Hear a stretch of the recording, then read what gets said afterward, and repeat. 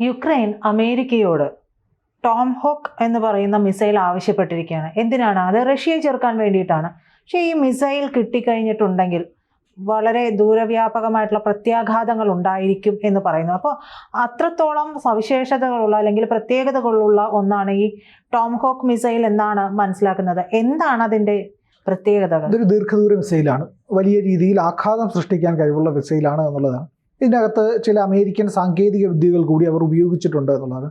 വലിയ സ്ഫോടനം കൃത്യമായ മേഖലയിൽ നടത്താൻ കഴിയും. അതായത് നമ്മളുടെ നിയന്ത്രിത സ്ഫോടനങ്ങളുള്ള മിസൈലുകളൊക്കെയാണ് പലപ്പോഴും പല രാജ്യങ്ങളും യുദ്ധത്തിൽ ഉപയോഗിക്കാറുള്ളത്. പ്രത്യേകിച്ചും ഉക്രൈൻ യുദ്ധത്തിലൊക്കെ റഷ്യ ഉപയോഗിക്കുന്നത് നിയന്ത്രിത സ്ഫോടനം നടത്തുന്ന മിസൈലുകളാണ്. കാരണം അവിടെ വലിയ ആഘാതമുണ്ടാക്കി ഒരുപാട് ആൾക്കാരെ കൊല്ലാതിരിക്കാൻ വേണ്ടിയിട്ടുള്ള ഒരു നീക്കത്തിൻ്റെ ഭാഗമാണ്. കാരണം റഷ്യക്കാരാണ് അവിടെ ഉള്ളത് എന്നുള്ളത് കൊണ്ടാണ്. ആ റഷ്യക്കാരെ അടക്കം സ്വന്തമാക്കാൻ വേണ്ടിയിട്ടാണ്, അല്ലെങ്കിൽ ആ ഭൂവിസ്തൃതി മുഴുവൻ സ്വന്തമാക്കാൻ വേണ്ടിയിട്ടാണ് റഷ്യ ഇങ്ങനെ ഒരു നീക്കം നടക്കുന്നത്.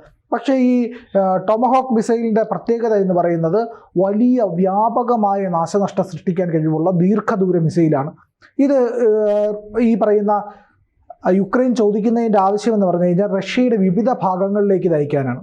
റഷ്യയുടെ വിവിധ ഭാഗങ്ങളിലേക്ക് അയക്കുന്നത് അതിവേഗത്തിൽ സഞ്ചരിക്കുന്ന മിസൈൽ കൂടി ആയതുകൊണ്ട് ഈ മിസൈലിൻ്റെ ആക്രമണം ഒരു പക്ഷേ ഈ റഷ്യൻ S-400 പോലുള്ള ആയുധങ്ങളെയൊക്കെ മറികടന്ന് പോകാനുള്ള സാധ്യതയുണ്ട് എന്നൊരു നിരീക്ഷണം കൂടി നടത്തുന്നുണ്ട്. അങ്ങനെയാണെങ്കിൽ റഷ്യയ്ക്ക് മേൽ കനത്ത ആഘാതം കൊടുക്കാൻ കഴിയും. മോസ്കോയെ ലക്ഷ്യമാക്കിയായിരിക്കുമല്ലോ പ്രധാനമായിട്ടും ആക്രമണം നടത്തുക. വലിയ തോതിലുള്ള നാശനഷ്ടം റഷ്യയ്ക്കുണ്ടാക്കുക, റഷ്യയെ യുദ്ധത്തിൽ നിന്ന് പിന്തിരിപ്പിക്കാൻ പ്രേരണ നടത്തുക.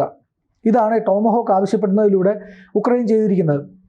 മറ്റൊരു പ്രധാനപ്പെട്ട കാര്യം എന്താണെന്ന് വെച്ച് കഴിഞ്ഞാൽ ഈ ദീർഘദൂര മിസൈലിൻ്റെ പ്രത്യേകതകളെല്ലാം കൃത്യമായിട്ട് റഷ്യയ്ക്കും അറിയാം. ഇത് നേരത്തെ ഉക്രൈൻ അമേരിക്കയോട് ആവശ്യപ്പെട്ടിരുന്നു, നിങ്ങളത് തരണമെന്ന് പറഞ്ഞു. അന്ന് ട്രംപ് നിരസിച്ചു. ട്രംപിൻ്റെ ആവശ്യം യുദ്ധം തീർക്കുക എന്നുള്ളതായിരുന്നു. പിന്നീട് ഈ പറയുന്ന റഷ്യയുടെ പുടിനുമായിട്ടൊക്കെ സംസാരിച്ചതിന് ശേഷം ഇതൊരു നീക്കുപോക്കൊന്നും ഉണ്ടായില്ല എന്ന് കണ്ടുകൊണ്ടാണ് ഈ യുദ്ധം അവസാനിപ്പിക്കാൻ വേണ്ടിയിട്ട്, കാരണം ഈ ചർച്ചയിലൂടെ പരിഹരിച്ച നോബൽ സമ്മാനം ഒന്ന് കിട്ടിയിരുന്നെങ്കിൽ എന്ന് വിചാരിച്ചുകൊണ്ടിരിക്കുക ട്രംപ്. അപ്പോൾ ഇത് ഇപ്പോൾ വലിയ വിഘാതമായിട്ട് നിൽക്കുന്ന രണ്ട് രാജ്യങ്ങളൊന്ന് റഷ്യ, ഒന്ന് ഇന്ത്യയാണ്. ഇന്ത്യ പറഞ്ഞു ഞങ്ങളുടെ യുദ്ധം അവസാനിപ്പിക്കുക, ഇങ്ങനെയൊന്നും പറഞ്ഞിട്ടൊന്നുമില്ല എന്ന്. റഷ്യ പറഞ്ഞു ഞങ്ങൾക്ക് നിങ്ങളുടെ പറയുന്നത് കേട്ടൊന്നും നിർത്താനൊന്നും കഴിയില്ല, യുദ്ധം ഞങ്ങളുടെ ആവശ്യങ്ങളുണ്ട്, ആവശ്യങ്ങൾ നേടിയെടുക്കും വരെ യുദ്ധം ചെയ്യുമെന്ന് പറഞ്ഞു. അപ്പോൾ ഈ ടോമഹോക്ക് മിസൈൽ ലഭിക്കാൻ വേണ്ടിയിട്ട് ഇപ്പോൾ സെലൻസ്കി വീണ്ടും ആവശ്യപ്പെടുമ്പോൾ അമേരിക്ക പറയുകയാണ് ഓക്കെ ശരി തരാം, ഞങ്ങൾ തരാം, അനുവദിക്കാം. പക്ഷേ ഈ പറയുന്ന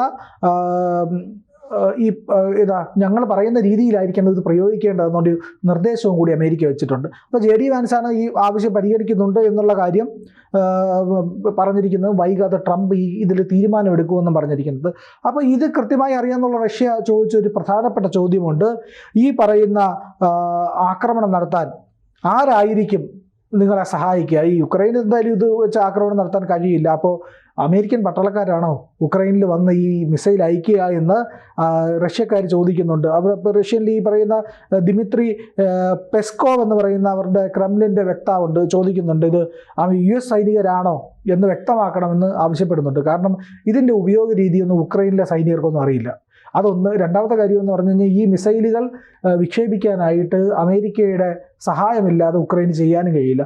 ഇല്ലെങ്കിൽ മിനിമം നാറ്റോയിലെ അംഗങ്ങളെങ്കിലും ഇവിടെ എത്തിയിരിക്കണമെന്നുള്ളതാണ്. അങ്ങനെ വന്നാൽ ഇത് നേരിട്ടുള്ള യുദ്ധമായിട്ട് റഷ്യക്ക് കണക്കാക്കാൻ കഴിയും, അമേരിക്ക ചെയ്യുന്നതായിട്ട് കണക്കാക്കില്ലെങ്കിൽ നാറ്റോ ചെയ്യുന്നത്. അപ്പോൾ യൂറോപ്പിനെതിരെ വലിയ പ്രത്യാഘാതം ഉണ്ടാക്കാനുള്ള ഒരു സാഹചര്യവും കൂടി ഇതൊരുക്കും.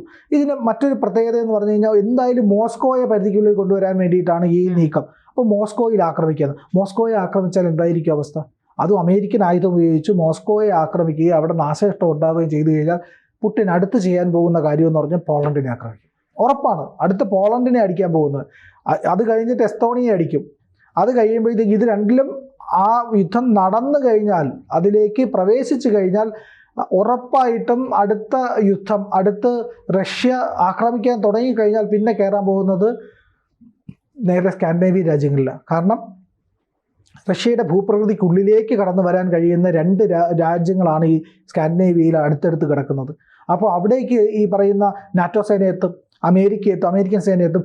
ഇത് ഒഴിവാക്കണമെങ്കിൽ, ഇതിനെ തടയിടണമെങ്കിൽ ഒറ്റ മാർഗമേ അമേരിക്ക ഈ പറയുന്ന റഷ്യയുടെ കയ്യിലുള്ളൂ.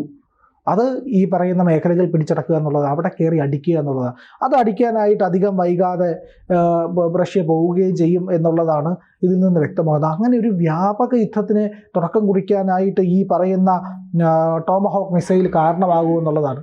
നമുക്കറിയാം ഓരോ യുദ്ധകാലത്തും ഇല്ലെങ്കിൽ ഓരോ സംഘർഷ കാലഘട്ടത്തിലും അതത് മിസൈലുകളുടെ പേര് കൃത്യമായിട്ട് വന്നിരുന്നു. നമ്മുടെ ഓപ്പറേഷൻ സിന്ദൂർ നടത്തുമ്പോഴത്തേക്ക് S-400, ആകാശ്, പിന്നെ അതുപോലെ തന്നെ ബ്രഹ്മോസ്, ഇതെല്ലാം വന്നില്ലേ? ആ പദങ്ങൾ കൃത്യമായിട്ട് അറിയപ്പെട്ടില്ലേ?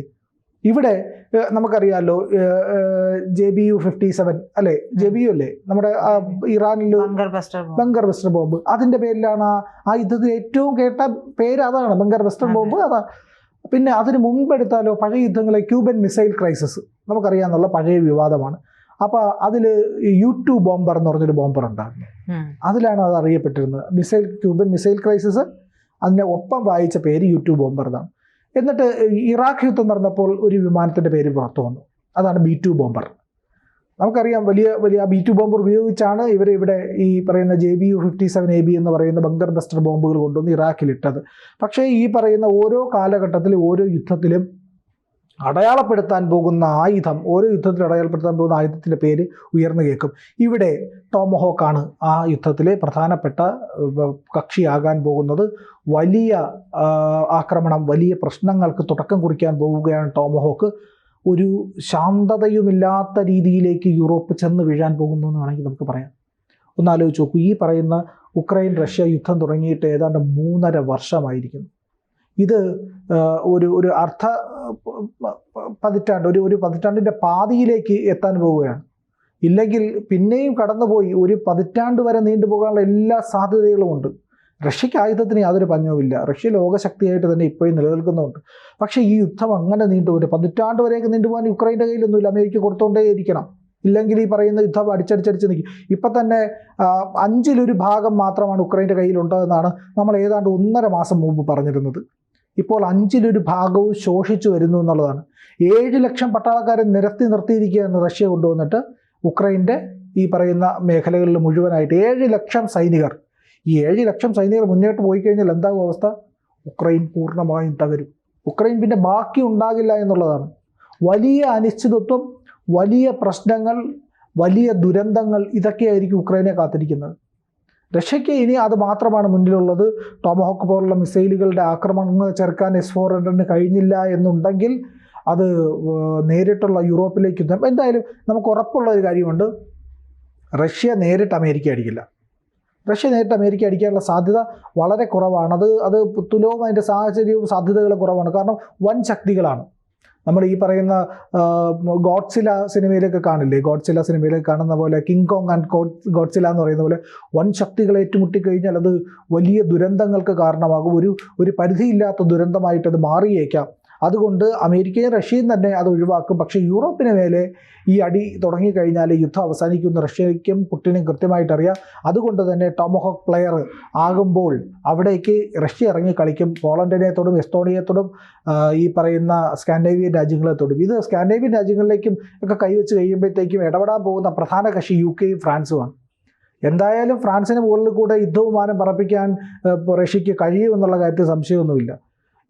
UK-ക്ക് ചുറ്റും കൊണ്ടുവന്ന ഡ്രോണുകളെ നിർത്തിയ പുടിന് അതിനകത്തേക്ക് ഒരു മിസൈൽ അയക്കാനും വലിയ പാടൊന്നുമില്ല. അപ്പോൾ യൂറോപ്പിനെ ഒരു യുദ്ധം വിഴുങ്ങാതിരിക്കണമെങ്കിൽ റഷ്യയെ തോൽപ്പിക്കുക എന്ന് പറയുന്ന അസാധ്യമായ കാര്യം ചെയ്യുന്നതിനേക്കാൾ ഉക്രൈനോട് കീഴടങ്ങാൻ ആവശ്യപ്പെടുകയാണ് വേണ്ടത്. പക്ഷേ ട്രംപിൻ്റെ താല്പര്യം അതിന് സമ്മതിക്കുന്നില്ല എന്നുള്ളതാണ്, യൂറോപ്പിൻ്റെയും വാശിയാണ്. എങ്കിൽ വിളിച്ചു വരുത്തുന്ന ഒരു ദുരന്തമായിരിക്കും യൂറോപ്പും റഷ്യയും തമ്മിൽ ഏറ്റുമുട്ടാൻ പോകുന്ന യുദ്ധം എന്നേ പറയാൻ കഴിയുള്ളൂ. ഇവിടെ ടോമഹോക്ക് ഒരു വലിയ പ്ലെയർ ആവാൻ പോകുന്നു, നിർണായകമാകാൻ പോകുന്നു. ആക്രമണത്തിൻ്റെ അങ്ങേ അറ്റത്തേക്ക് ഈ കാര്യങ്ങൾ എത്തിക്കഴിഞ്ഞാൽ ഏത് വിധത്തിലാകും ഇത് ചെന്നെത്തുക എന്ന് പ്രവചിക്കാൻ പോലും കഴിയാത്ത അവസ്ഥയിലേക്ക് യൂറോപ്പ് പോകും. കൂടുതൽ വാർത്തകളും വിശേഷങ്ങളും നിങ്ങളിലേക്ക് എത്താൻ ABC മലയാളം സബ്സ്ക്രൈബ് ചെയ്യുക, ബെൽ ബട്ടണും അമർത്തുക.